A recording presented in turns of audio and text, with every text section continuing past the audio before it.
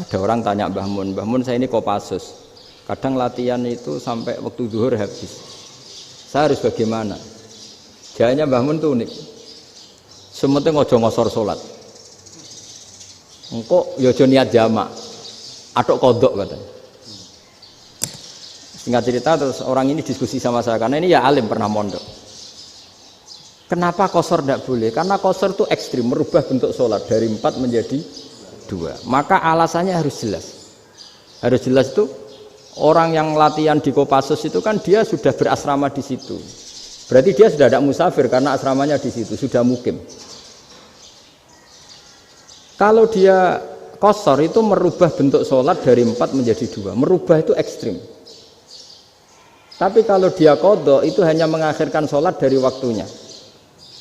Kira-kira kalau kamu jadi malaikat ekstrim mana? Merubah sama menunda? Ekstrim merubah kan? Karena 4 menjadi 2. Terus ojo jamak takdim tapi jamak takhir. Itu juga penting. Bagi pengkaji fikih itu penting. Kalau jamak takhir itu salah-salah sidik ora pati popo. Kenapa? Kan mirip duhur qadha. Kalau jamak takhir kan. Tapi kalau jamak takdim asar kok di waktu duhur, ekstrim mana? Perubahan takhir sama takdim itu ekstrim mana? Ekstrim takdim karena melakukan sesuatu belum waktunya. Belum waktunya. Jadi itu memang ya memang tadi kajian-kajian fikih itu memang unik. Karena bagi ahlinya, saya ulang lagi tapi ini saya ulang lagi bagi ahlinya. Makanya ketika Nabi menjamak sholat ketika nusuk, ketika haji itu kata Imam Syafi'i lis safar. Karena Nabi pergi jauh karena rumahnya Medina. Tapi resikonya fatwa itu adalah orang Mekah nggak boleh jamak karena kawasannya nggak sampai 90 kilo lah kalau sekarang mungkin. Tapi kalau tahu Imam Malik enggak, jalin nusuk sehingga orang Mekah pun yang haji ya boleh jamak karena alasan jamaknya karena nusuk, karena haji bukan karena jarak. Terus diteruskan lagi. Kalau karena pergi boleh jamak, memangnya pergi itu kenapa? Karena repot. Nah itu masalah kan masyakoh. Nah, terus mulai ada orang-orang yang ngawur kan resepsi jamak, ribet. Wes resepsi duit utangan kan capek. Wah itu sudah jamak. Ribet kan. Jadi kalau sudah illatul hukmi itu sudah mesti bikin masalah. Kalau sudah illatul hukmi itu pasti bikin masalah. Nah, pertanyaannya jamak itu masih gampang karena bentuknya sholat masih 4. Yang ekstrim kalau qasar karena bentuk sholat 4 menjadi 2. Maka kata Mbah Mun pesennya nak kue ra mesti benere jika alasan itu tidak mesti benarnya. Pokoknya sementing tidak qasar katanya. Juga tidak jamak takdim karena qasar ini kan merubah bentuk sholat kan ekstrim. Jamak takdim juga ekstrim karena mendahulukan sholat sebelum waktunya. Kalau jamak takhir kan biasa, kalaupun salah kan mirip kodok. Ya mirip kodok biasa kan. Nah ini saya cerita, jadi fikih itu bagi ahlinya itu memang punya konsekuensi yang seperti itu. Makanya pertanyaannya misalnya bagaimana hukumnya penyembelihan lewat mesin? Ya ribet kan. Bagaimana nyembelih dari apa ini? Belakang. Saya baca di kitab-kitab nyembelih dari belakang itu ya hukumnya tetap boleh asal apa itu hulkum dan mari itu terpotong. Tapi pertanyaannya, jangan-jangan ayamnya sudah kaget dulu karena uratnya ini. Makanya perlu ditanya ahli medis, setelah uratnya tercabut ini jangan-jangan sudah berstatus mati. Kan potensi ketika dipotong dari sini, potensi sudah berstatus mati. Makanya, nah kalau misalnya menyembelih dengan dibacok, plak gitu langsung mati gimana? Itu tetap ada dokhtoh, dalam bahasa fikih dokhtoh. Dia terkaget, begitu, ada dokhtoh karena nggak bisa bernafas terus mati. Berarti kelangsungannya bangkai. Jadi orang yang pengkaji fikih itu ya seperti itu, memang itu yang ditekuni. Tapi kita sebagai orang awam ya tadi, nak sing kecelakaan itu wedhus, ayam jago ngeman, tapi nak pitik cilik Ikhlas.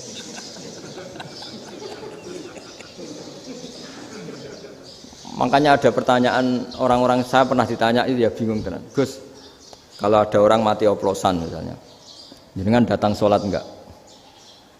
Ya datang sholat kan, dia orang mukmin, saya tetap sholat. Kenapa aja? Ya kan matinya oplosan.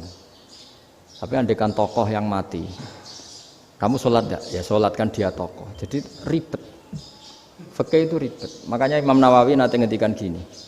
Ada orang ngundang Nabi, ya Rasulullah, saya mohon nyolati ini.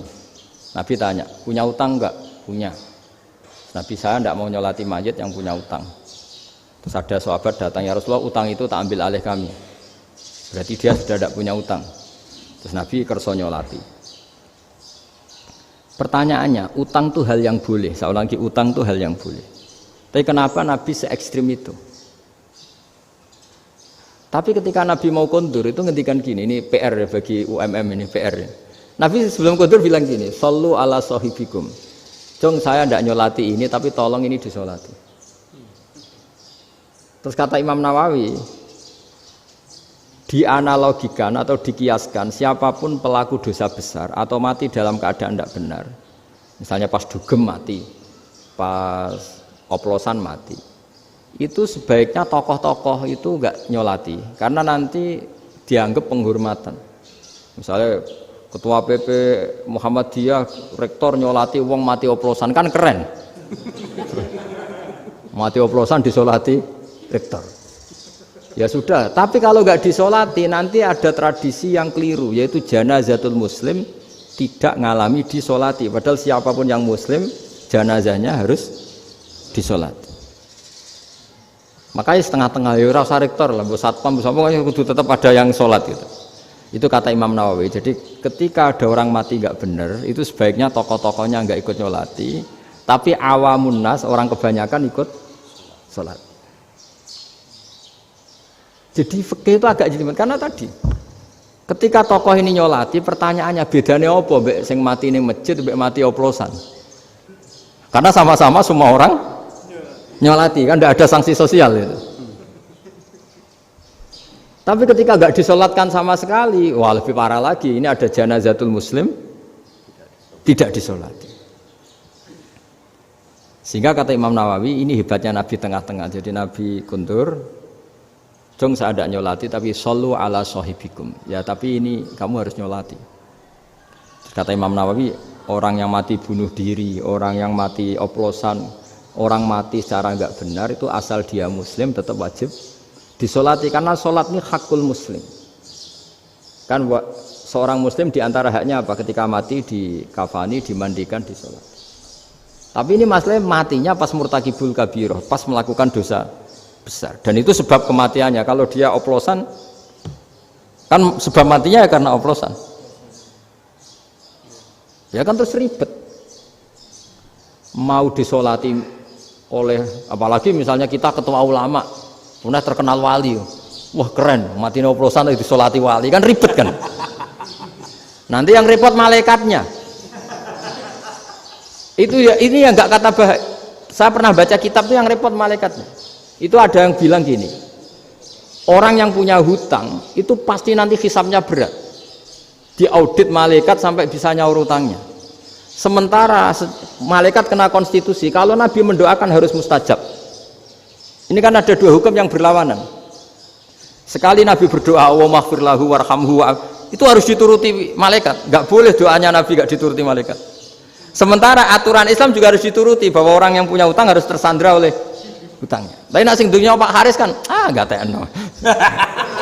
Nggak ngefek gitu. Jadi misalnya Pak Haris dungo sampai nangis Allahumma ighfir lahu, kan nggak ngefek. Malaikat nggak itu, nggak sudah lah Ustaz. Tapi kalau Nabi yang berdoa kan harus diturutin, ini masalahnya kan itu. Nah kalau diturutin berarti hutangnya harus bebas, padahal secara aturan harus tersandra karena punya hutang.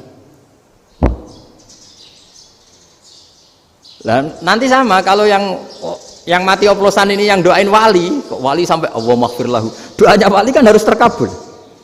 Sementara secara hukum dia harus kena sanksi karena oplosan tadi. Daripada ngerepotno malaikat, sudahlah wali-wali ini tidak usah ikut nyolatin. Yang nyolati ya orang-orang nggak jelas ini, sehingga kan malaikat kan santai aja kalau mau nyiksa. Loh tapi kan sudah didoain, gak ngefek. Karena doanya orang-orang nggak penting. Itu ada tuh di sarah Muslim itu. Di sarah Muslim di bab ketika Nabi ngintikan babu qauli Rasulullah sallallahu alaihi wasallam, "Shallu ala sahibikum." Jadi belajar fikih itu asik ya. Karena tadi harus dipelajari. Kalau enggak, ilmu ini hilang. Terus nanti takutnya lagi ilmu fikih itu direduksi sosial. Terus misalnya gini, pepe wong cilik wae kiai-kiai ra gelem nyolati. Orang melihatnya ini karena yang oplosan wong cilik wong melarat ra disolati. Jajal bupati ya disolati, mergo amplope gede-gede kan terus ruwet kalau dianalisis gitu kan ruwet. Makanya kenapa saya harus ngomong fikih supaya semuanya itu enggak didudukkan urusan sosial itu.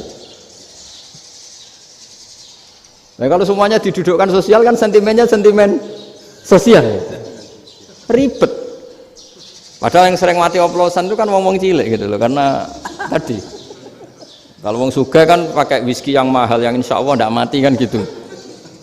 Yang mati kan yo mergo pertos macam-macam itu kan. Artinya ini kalau nggak diterangkan secara fikih, kiai-kiai yang nggak datang dikira masalah sosial kan. PP salam tempel era gede terus nggak datang kan terus jadi ribet. Ya makanya ini apa lewat pengajian ini supaya sampean lebih tahu ya bahwa khazanah Islam ini kata beberapa ulama kafatal linnas, maknanya semuanya, sehingga Allah akan mentakdirkan kajian Islam akan ada di seluruh dunia. Jadi kenapa IAIN marak di Indonesia, UMM, Universitas NU banyak, karena agama ini kafatal linnas, tidak miliknya orang Arab tapi milik semua. Orang alimnya juga gitu. Ketika ada liga alim seluruh dunia, itu orang Indonesia, orang Afrika, ya selalu ada orang alim yang kelas dunia. Seperti dulu ada Imam Bukhari, itu as-sakhul kutub ba'da kitabillah. Kitab terbaik setelah Quran itu Bukhari. Padahal dikarang oleh orang Uzbek. Kata siapa? Islam As-Sobyan, orang Arab ngakui kalau kitab paling sahih itu Bukhari. Mekah Madinah pun ngakui kalau kitab paling sahih Bukhari. Padahal pengarangnya ada orang Arab. Orang mana? Uzbek. Imam Ghazali yang diakui seluruh dunia itu Atos itu ikut Persia, juga bukan orang Arab, Sibawai ya orang Persia. Nah ini yang belum ada orang Malang ini, tinggal PR ini. Ya nyusul ya, ya saya kira demikian. Assalamualaikum warahmatullahi wabarakatuh.